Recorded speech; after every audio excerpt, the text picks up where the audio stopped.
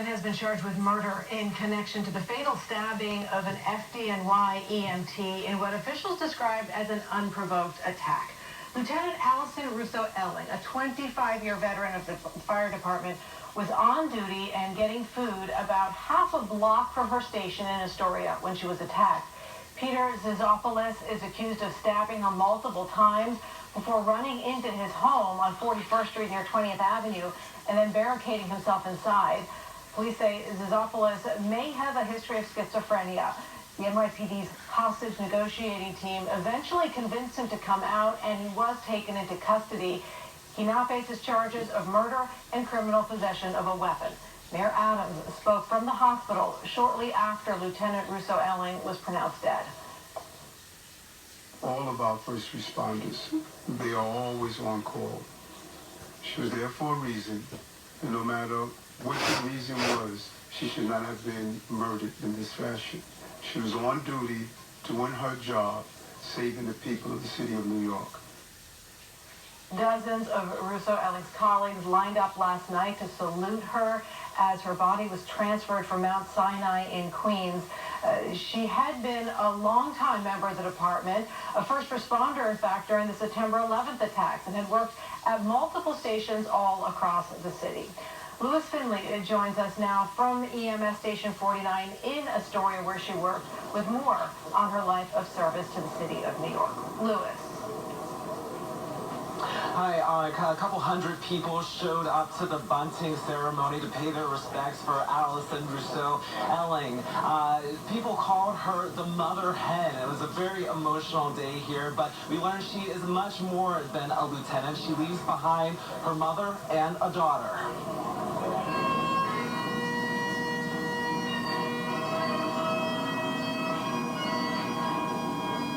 Family, friends, and peers gathered outside Station 49 in Queens on Friday to remember 61-year-old Allison Russo-Elling. She made sure that we were all okay.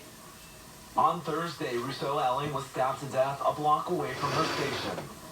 And this event has cut deep into our souls and has rippled to the first responder communities across the nation.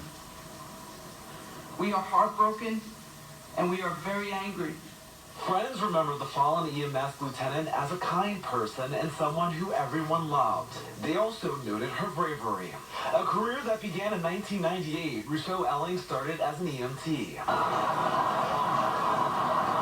A few years later, in 2001, she faced one of the toughest calls, aiding in the rescue and recovery efforts at the World Trade Center.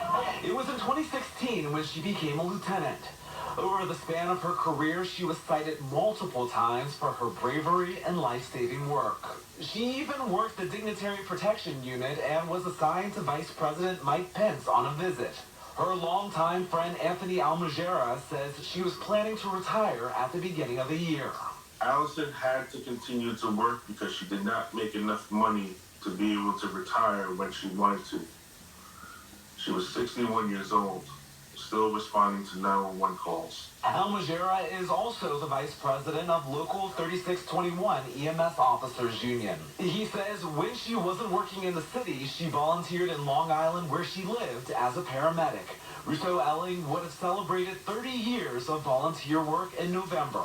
She loved being a paramedic that much. She loved helping people that much. She wore her heart on her sleeve, would give you the shirt off her back, and she was there for me at a time that I was at my most vulnerable.